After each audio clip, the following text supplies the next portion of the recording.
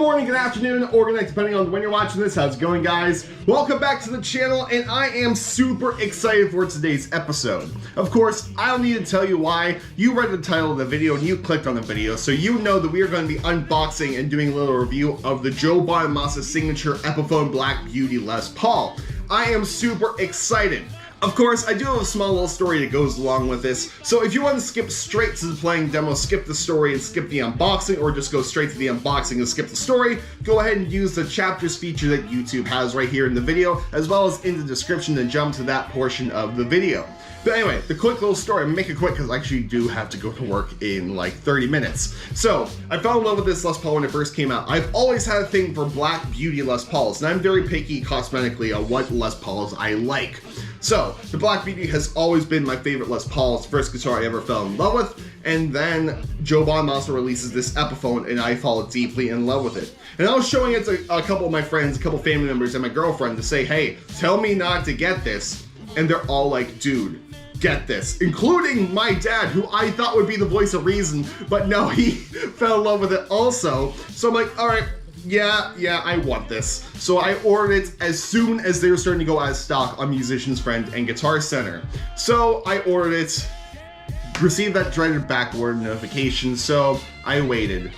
I ordered it at the very beginning of November, and I never got like estimated time on when it should come back in stock. I was thinking February, because that's what they told me originally when I ordered the Johnny A one. But that was ordered like back in September when I got it.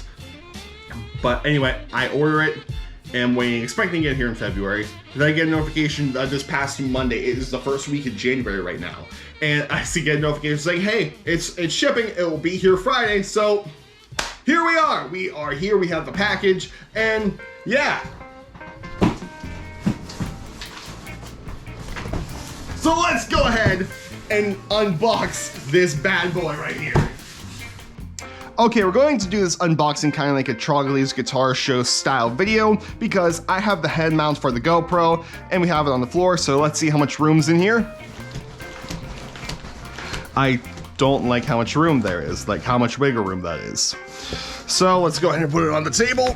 So as far as the box comes, it arrived in pretty good condition. Like there's this little hand flap right here, which was there when I got it, as well as this little thing down here. But for the most part, it arrived in pretty good condition. So let's go ahead and actually open this. I have 10 minutes before I have to head out for work.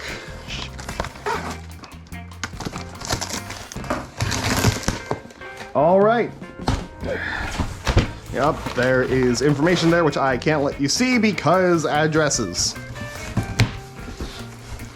There we are. A big old Epiphone box for our troubles. With another box inside there. Okay. Epiphone for every stage. The traditional Epiphone box. So let's go ahead and... Is this what's giving me the bad wiggle room? So at least it's like double box, which makes me really happy. Let's go ahead and open it down here. Again, there's addresses, but I don't know if that's mine or if that is Musician's Friend. Probably mine. Okay, so... Nice little filler here, and here is the Les Paul case. Let's angle it out of here. Of course, I open it backwards. Come on. All right, there we go. So I'm glad we actually opened it backwards here because the case, from what I saw on these guitars, are a little bit interesting. This is my first Les Paul case, and I just noticed how smaller it is compared to the Johnny A case. So let me show you the front of this Les Paul case right here. Because we should, yep, we do. Get a little Epiphone branding, the Bonamassa, Nerdville, California, which is pretty cool. And then we get this little fragile sticker, fragile, if you will. So anyway, let's go ahead and turn it on the other side so we can actually open this Les Paul up. And this is the worst right now. I have to go to work in about 10 minutes. I'm opening this before I have to go to work, so this is gonna be eating me all day.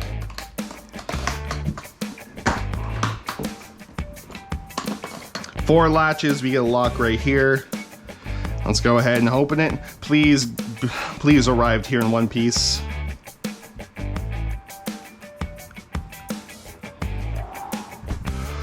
Look at that.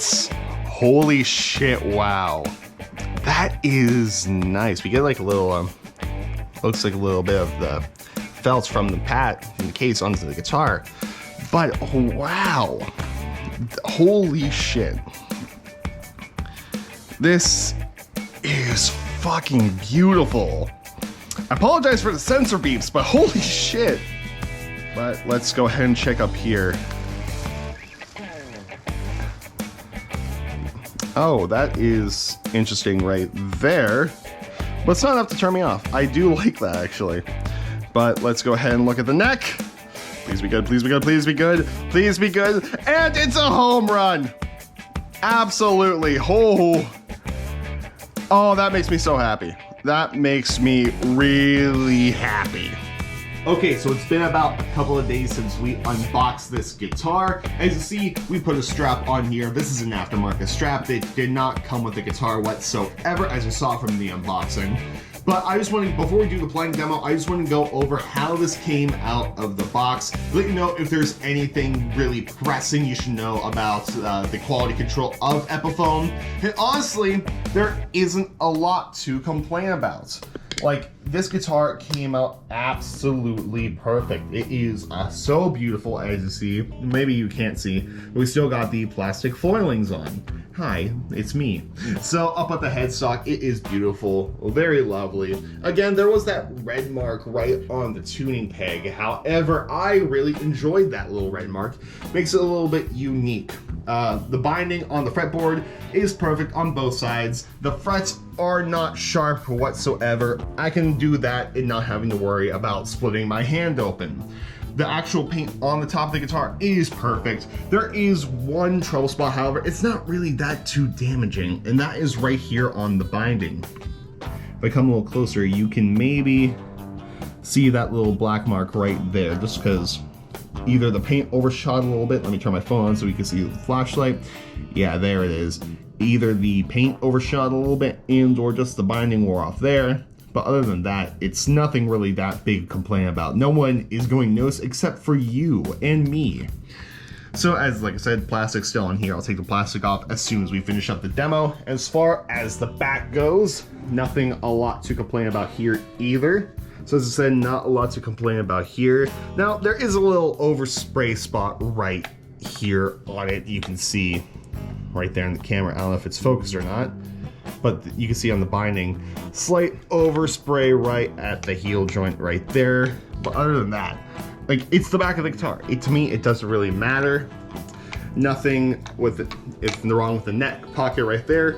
If you hear any banging, it's just because it's hitting the fan, and nothing is wrong with the neck, the headstock, which is great. So the guitar is perfect. Definitely past quality control. Minor blemishes here, but nothing that pressing. Nothing a big deal, and nothing really to complain about. Like, it's I kind of like that little tiny dark mark right there on the binding, as well as this little red mark on the headstock, as I mentioned before. So let's go up to the video room and let's actually plug this thing in. I do want to take a time out of this video and explain how the pickup selector on this guitar works. The main reason for this is because it's not every day you walk into a guitar store, you see a guitar with 3 humbuckers and a 3-way selector switch. It's going to be more common to find 3 single coil guitars, 2 humbuckers, 1 single coil, or 1 humbucker, 2 single coils, and those are typically going to have your 5-way pickup switches, which are kind of simple to explain. This gets a bit more complicated because you have 3 pickups, you have 3 positions on the guitar. And the way I'm going to show you this isn't by playing, because that would be too complicated. I'm going to show you by tapping the pickups with this multi-tool I keep in my wallet. So, when we are in the treble position, that is going to be just your bridge position. And you can hear that just by tapping on the coil. You can hear that every other pickup is off except for the bridge position. Now we go to your rhythm pickup, which is just going to be your bridge pickup. Now we go to your middle. Now this raises a question on what exactly is this middle one doing? Is it the middle one and the other two pickups? Is it just the middle pickup? Or is it the middle and the bridge? Well, as you can see, definitely the middle one's on.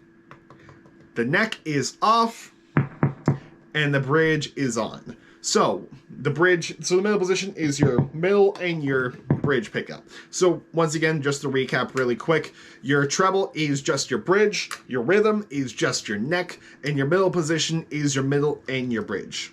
Now for the part that you've all been waiting for, it's time for the audio test. Let me quickly explain the rig that we're using. Obviously the guitar is the Joe Bonamassa Les Paul Black Beauty Custom, and we are going into the Quilter 101 mini head, which is going into the Bulgara cab. We are mic'd up by a Shure SM57, that is going to my Focusrite Scarlett Solo, and that is going into Logic Pro X. No post effects are going to be used on this. I do have a couple pedals on the floor because we're going to be doing a clean, a crunch, and a distortion test. Clean is just going to be the amp because the Quilter is a really clean amp. For crunch, we are going to be using an Ibanez Tube Screamer Mini. For distortion, we're using an MXR Custom Badass 78 distortion. I also have a little reverb pedal plugged in because the Quilter 101 has no reverb, so it's just a nice, subtle, quiet reverb. Now, through each of the tests, I'm going to go through each one of the pickups so that way you can hear how it sounds, how the bridge in middle, and how the neck sounds, and that's going to be for every single audio test. I also do want to note, and this is actually an important note, I haven't done anything to this guitar after I took it out of the box. I didn't intonate it, I have only played it, and I've only tuned it. So this is what it's going to be like if you get this guitar and play it straight out of the box. So anyway, let's go ahead and do our audio tests.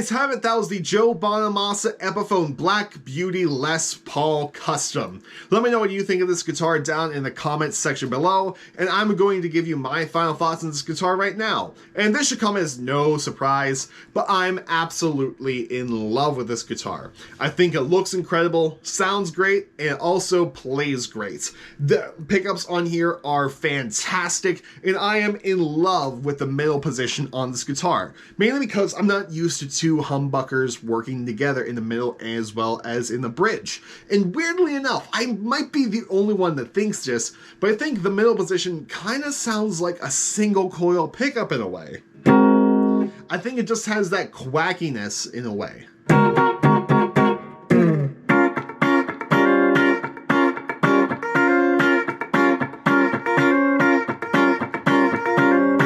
I don't know, I might be the only one.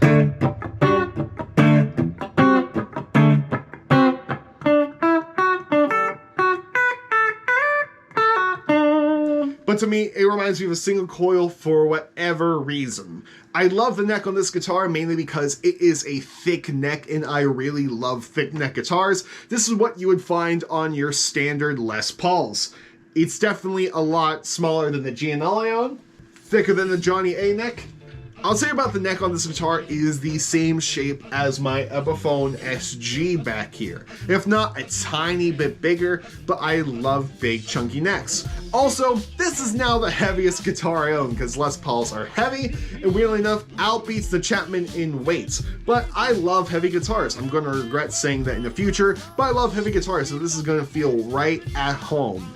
If there was any weak spot on this guitar, I would say it would come down to the tuners on here. The tuners look great, however, I find myself always tuning the D and the G string on here. And I thought this was down to the typical Les Paul string through argument you hear all the time. However, the Johnny A and the SG back there, they have the same kind of string spacing at the top, so I think it is actually the tuners, but they're still great nonetheless. And I also think that the neck pickup is slightly more darker than any other pickup I own. And I could and that's with it all the way down, but regardless, it's still a great pickup. It could be slightly brighter, but still I think it's a fantastic pickup. But I really, really love this guitar. It's definitely going to be a frequently used guitar in my collection now. And yeah, go out. I highly recommend this. If you can get one, I say go ahead and get one because this guitar is fantastic. Anyway guys, I really hope you enjoyed this video. If you enjoyed, go ahead and subscribe. Come join me on the journey through 2021 as well as beyond. Who knows where we're going to end up in the future, guys. But I'll leave you guys to the next video. I'll be out next Monday, noon Eastern Standard Time. So I'll see you in next week's video, guys. I really hope you enjoy. Have a great week and keep playing guitar, and I'll see you next time. Goodbye and good night.